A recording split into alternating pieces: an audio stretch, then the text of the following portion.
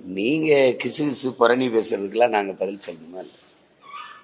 ஒரு ஐபிஎஸ் அதிகாரி செய்கிற தவறால் மிக நேர்மையாக கண்ணியமாக கடமை செய்யணும், சட்டம் ஒழுங்கை பாதுகாக்கணும், மக்களுக்கு சேவை செய்யணும்னு இருக்கிற பல ஆயிரக்கணக்கான ஐபிஎஸ்களுக்கு அது கெட்ட பேர் வருது. தமிழ்நாட்டிலே எனக்கு தெரிஞ்ச எவ்வளோ நேர்மையான அதிகாரிகள், ஐபிஎஸ் அதிகாரிகள் இருக்கிறாங்க. அவங்க எல்லாருக்குமே இது ஒரு கெட்ட பேர் தான். ஒரு அதிகாரியின் வேலை அது இல்லை. அவர் மக்களுக்கு தான் சேவை செய்யணும். ஒரு கட்சியை எடுத்துக்கிட்டு தொடர்ச்சியாக அதை குரல் செய்தியை வெளியிடுறது, கைது செய்கிறாங்க, கைது செய்து அந்த அலைபேசியில் இருக்கிற குரல் செய்தியை எடுத்து அதை ஒரு கட்சியினுடைய தகவல் தொழில்நுட்ப பிரிவுக்கு கொடுத்து அதை வெளியிடுறது, எங்கோ ஒரு இடத்துல ஒரு பதிவை போட்டு அவரை தூக்கி கொண்டு வச்சு அடிக்கிறது, சித்திரவதை பண்ணுறது, சிறைப்படுத்துறது, இது அவருடைய வேலை இல்லை. ஆனால் செய்கிறாரு. அதை இந்த அதிகாரம் ரசிக்குது. ஏன்னா அவங்க நேரடியாக எங்களோட மோத முடியல, பேச முடியலைங்கும்போது ஒரு அதிகாரியை வச்சு அதை சீண்டி பார்க்குது. அது இந்த ஆட்சியாளர்கள் அதை ரசிக்கிறாங்க தானே. இப்படி இதுக்கு முன்னாடி இந்த ஆட்சியாளர்கள் அப்படி ஒரு அதிகாரி இப்படி பேசிட்டு தெரிஞ்சாரா? இல்லை அம்மையார் ஜெயலலிதா இருக்கும்போது, ஐயா எடப்பாடி இருக்கும்போது, அதுக்கு முன்னாடி இருந்த தலைவர்கள் ஆட்சியில அந்த மாதிரி நடந்திருக்கா? சரி, அதை எதிர்கொள்வோம், பார்த்துக்குறோம். சரி, சண்டை போடுறதுன்னு ஆயிடுச்சு, போட்டுருவோம். ஆனால் இதில் ஒரு ஆச்சரியமான விஷயம் என்னன்னாங்கன்னா, ஐபிஎஸ் அதிகாரி மரியாதைக்குரிய திரு வருண்குமார் அவர்கள் என்னுடைய பேட்ச்மேட்டும் கூட ஒன்றா ட்ரைனிங் பண்ணியிருக்கிறோம். அது ஒரு பக்கங்கன்னா, நாம் தமிழர் கட்சியை சார்ந்த ஐயா சீமான் அவர்கள் மிக முக்கியமான அரசியல் தலைவர் தமிழகத்தில், முக்கியமான ஒரு குரல் தமிழகத்தில், பத்திரிகை நண்பர்கள்லாம் பார்க்குறீங்க. ஆனால் இதில் நான் கருத்து சொல்வதை விடங்கன்னா, ஏன்னா ஒரு பக்கம் ஐபிஎஸ் அதிகாரிகள்லாம் அந்த மாநாட்டுக்குள்ளே பேசுகிறாங்க.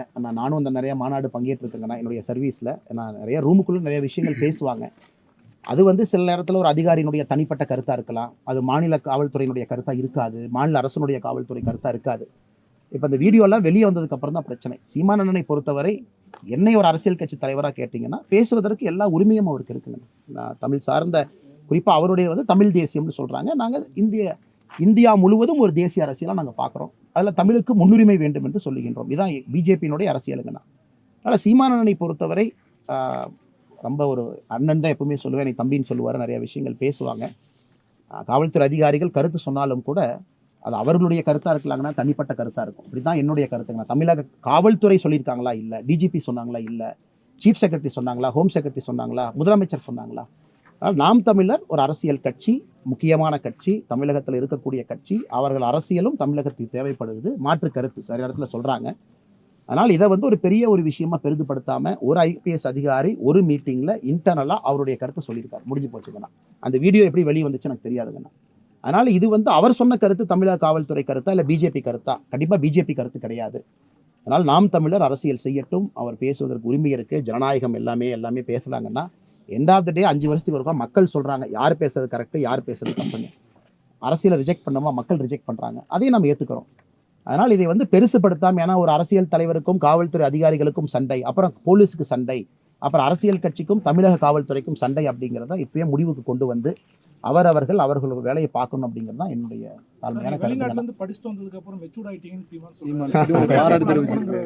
அப்படி இல்லைங்கன்னா, 3 மாத காலம் வெளியிருந்து ஒரு கடினமான ஒரு கல்லூரியில் படிக்கிறீங்க, நிறைய விஷயங்கள் நம்ம செய்யக்கூடிய தவறுகளை நம்ம பார்க்குறோம், நம்ம செய்யக்கூடிய நல்ல விஷயங்களை பார்க்குறோம். ஒரு மனிதனுக்கு அப்பப்போ நம்ம கண்ணாடி பார்க்கணுங்கன்னா, இந்த விஷயத்தை என்ன பெட்டராக பண்ணலாமா, இன்னும் கொஞ்சம் நல்லா ஹேண்டில் பண்ணலாமான்னு அப்பப்போ நாமளும் முதிர்ச்சியை காட்டணும் இல்லைங்கண்ணா. இல்லாட்டி 36 வயசுல சின்ன பையன் அரசியலுக்கு வந்துட்டான் அப்படின்னு அண்ணன் சொல்கிறத விட, அரசியல் வந்த பிறகு அண்ணாமலை தன்னை இம்ப்ரூவ் பண்ணிக்கிறாரு, கொஞ்சம் கொஞ்சமாக அவருடைய குறைகளை நிவர்த்தி பண்ணுறாருன்னு யாராச்சும் சொன்னாங்கன்னா அந்த கருத்தை நான் ஏற்றுக்கிறேங்கன்னா. அதே நேரத்தில் நான் செய்யக்கூடிய தவறுகள் நிறைய மீடியா நண்பர்கள் அப்பப்போ சொல்லுவீங்க, ஆனால் எங்கிட்ட என்ன சண்டை போடுறீங்க, வந்த புதுசில் நாங்கள் என்னென்ன பண்ணோம், அந்த கருத்தையும் ஏற்றுக்கிறேன். அது முடிஞ்ச வரைக்கும் நம்ம திருத்திக்க பார்க்குறோம். திரும்ப சொல்கிறேன், நான் சண்டை உங்களோட இல்லை, சில நேரத்தில் உங்கள் ஓனரோட சண்டை போடுறோம், கரெக்டு தான், உங்கள்கிட்ட நம்ம இதை பேசக்கூடாதுன்னு. வாய்ப்பு கிடைக்கும் பொழுதெல்லாம் மீடியா நண்பர்கள் நீ திருத்துறீங்க, அதை நான் ஏற்றுக்கொள்வது அரசியல்வாதியினுடைய கடமை. நான் சொல்வதான் சரி, நெப்பு சொல்லக்கூடாதுங்கன்னா, நிறைய தவறுகள் செய்திருக்கின்றேன், அதை சுட்டி காட்டும் பொழுது கண்ணாடியை பார்க்குறேன், நீ திருத்திக்கிறேன். நல்ல விஷயம் செய்யும் பொழுது பாராட்டுறீங்க, அதையும் ஏற்றுக்கிறேங்கன்னா. அதனால் சீமானண்ணனை பொறுத்தவரை ஒரு அண்ணன், மாறுபட்ட கோணம், வேறு பாதை, சித்தாந்தம் வேறு, எல்லாம் வேறு. அரசியல் இருக்கும், 2 பேரும் தமிழ்நாட்டுக்காகத்தாங்க நான் இருக்கோம், அதில் தவறு எது இல்லையாங்கண்ணா. அவர் மாதிரி விஜய் அந்த பங்கேற்கிற புத்தக திருவிழா திருமாவளவன் வந்து கூட்டணியில் பிரச்சனை ஏற்படுறதுனால எனக்கு இந்த புத்தக திருவிழா நாங்கள் பங்கேற்றுக்கல அப்படிங்கிற மாதிரி அந்த ஒரு தனியார் நிறுவனம், விகடன் நிறுவனம் நடத்தக்கூடிய ஒரு புத்தக வெளியீட்டு விழா, அவர்கள் முடிவு செய்கிறாங்க யாரை கூப்பிடணும் யாரை கூப்பிடக்கூடாதுன்னு. அந்த புத்தகம் வெளியிடக்கூடிய நிறுவனத்திற்கு முழு இது இருக்குது. திருமாவளவனுடைய குரல் முக்கியமான குரலுங்கண்ணா. அதனால் அந்த பஞ்சாயத்து எனக்கு தெரியாதுங்கண்ணா. அவங்க ஃபஸ்ட்டு கூப்பிட்டாங்களா, கூப்பிட்டதுக்கப்புறம் வேண்டான்னு சொன்னாங்களா, விஜய் அவர்கள் எப்போ ஒத்துக்கிட்டாங்க. நானும் காலைல திருமாவளவனுடைய அறிக்கையை படித்தேன், 4 பக்க அறிக்கை கொடுத்துருந்தாங்க இன்னைக்கு காலையில், நானும் படித்து பார்த்தேங்கண்ணா. அதனால் இது அம்பேத்கர் ஐயாவுடைய நினைவு நாள், 68வது நினைவு நாளில் ஒரு வேண்டாத சர்ச்சையாக தான் நான் பார்க்குறேன். ஏன்னா நான் இன்னைக்கு காலையில் ஒரு வீடியோ போட்டிருந்தேங்க, நான் பேசி ஒரு வீடியோ போட்டிருந்தேன் நான் எப்படி அம்பேத்கர் ஐயாவை பார்க்குறேன்னு. அதனால் இன்னைக்கு புத்தக வெளியீட்டு விழா நடக்கட்டும், ஒரு புதிய கருத்துக்களை சொல்லுங்கள், மக்கள் எல்லாம் கேட்கட்டும், அம்பேத்கர் ஐயாவுடைய புகழை எல்லாரும் பாடுவோம். அதனால் திருமாவளவனுக்கு ஒரு கருத்து இருக்குது, விகடனுக்கு ஒரு கருத்து இருக்குது, விஜய் ஐயா இன்னைக்கு பேசும்போது அவருக்கு ஒரு கருத்து இருக்கலாம். அதனால் அவரவர்கள் கருத்துக்கள் மக்கள் முடிவு. பாஜக அதை எப்படி பார்க்குறீங்க? விஜய் அம்பேத்கர் புக்கு வெளியிட்ட வந்து பாஜக நாங்கள் இளையராஜா ஐயா வந்து ஒரு அற்புதமான அடித்துறை எழுதியிருந்தார், மோடி அண்ட் அம்பேத்கர் அப்படிங்கிற புத்தகத்துக்குங்கண்ணா. அதை விட சிறப்பாக அம்பேத்கர் ஐயாவுடைய கொள்கையை இந்தியாவில் எந்த அரசியல்வாதி முன்னெடுத்துட்டு போகிறாங்கன்னு யாரும் சொல்ல முடியாதுங்கண்ணா. இளையராஜா ஐயா எழுதியிருந்தார். அதனால் மோடி அண்ட் அம்பேத்கர் புத்தகத்தை நாங்கள் எல்லாரும் படிச்சிருக்கோங்கன்னா, இன்றைக்கி அம்பேத்கர் ஐயாவுடைய ஒரே சிஷ்ய பிள்ளை, ஒரே தூதுவன், கரெக்டாக ஃபீல்டில் வேலை செய்கிறாருன்னா, கல்ல வீடியோவில் நான் பேசியிருக்கேங்கன்னா, ஒரே மனிதர் மோடி ஐயா தான்.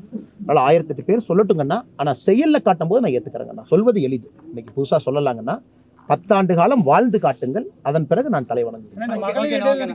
ஜாதி வரி கணக்கெடுப்பு பாஜக எதிர்ப்பு தெரிவித்து சமூக நீதி பொதுமக்களுக்கு வழங்குறதுக்கு இல்லாம தடை போடுது அப்படின்னு சொல்லி முதல்வர் ஒரு கருத்து. ஆனால் மகளிர் இடஒதுக்கீடு மசோதா கொண்டு வந்தது நாங்கள், செயல்படுத்தது நாங்கள், அதை செயல்படுத்தினது மோடி ஐயா. இத்தனை நாளாக 10 ஆண்டு காலமாக இவங்க யூபிஏல இருந்த பொழுது கொண்டே வரல, பிளாக் பண்ணி வச்சுருந்தாங்க. அதனால் முதலமைச்சர் அவர்களுக்கு எனக்கு தெரியலிங்கன்னா, அந்த கருத்து கரெக்டாக தெரியல, நீங்கள் சொன்னதுக்காக சொல்கிறேன். அதே போல் இடஒதுக்கீடு, குறிப்பாக இன்டர்னல் ரிசர்வேஷன், காஸ்ட் பேஸ்டு, இது இன்றைக்கி தமிழ்நாடு அரசை யாருமே செய்ய வேண்டாம்னு சொல்லிங்களேங்கண்ணா. நீங்கள் செய்யுங்க, நான் வரவேற்கிறேன். நாளை காலையில் தமிழகத்தினுடைய அரசு நாங்கள் இதை செய்ய போகிறோன்னு சொல்லுங்கள், நாங்கள் வரவேற்கிறோம், செய்யுங்க. இதற்கும் மத்திய அரசுக்கு என்ன சம்மந்தம்னா? மத்திய அரசு சென்சஸ் நடத்துகிறாங்க. இன்றைக்கி உச்சநீதிமன்றமே பலமுறை தமிழக அரசுக்கு சொல்லியிருக்காங்க, 69% ரிசர்வேஷனுக்கு பேக்கப் கொடுங்க, டேட்டா கொடுங்க. அது தமிழக அரசு இன்னும் செய்யாமல் இருக்காங்க. எங்கேயாவது பாரதிய ஜனதா கட்சி தமிழக அரசை செய்ய வேண்டாம்னு நாங்கள் சொன்னோமாங்கண்ணா? செய்வதற்கு முழு உரிமை முதலமைச்சருக்கு இருக்குது, முதலமைச்சர் செய்யட்டும், அவர் செய்யணும்னு நினச்சா செய்யட்டும்.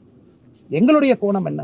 எல்லாரும் ஒரே தாய் பிள்ளைகள், ஒன்றாக இருப்போம், பிளவுவாத அரசியல் வேண்டாம் என்பதை பிரதமர் முன்னெடுத்திருக்கிறாங்க.